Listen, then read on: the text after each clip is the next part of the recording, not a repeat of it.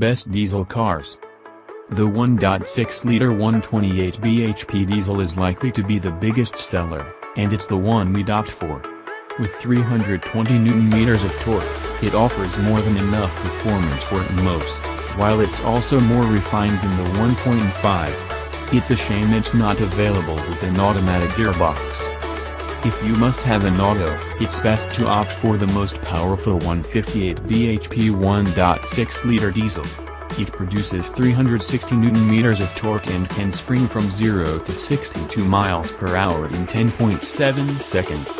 As such, it isn't going to win any drag races, but it provides plenty of pulling power for a fully laden people. Size. The Grand Scenic is 4.63 meters long, 2.12 meters wide, just over 1.65 meters tall, and has a 2.8 meters wheelbase. Those numbers might mean nothing to you, but they do mean that the Grand Scenic is bigger in every way than the car it replaces. It's also 228 mm longer than the 5-seat Scenic to accommodate the extra row of chairs.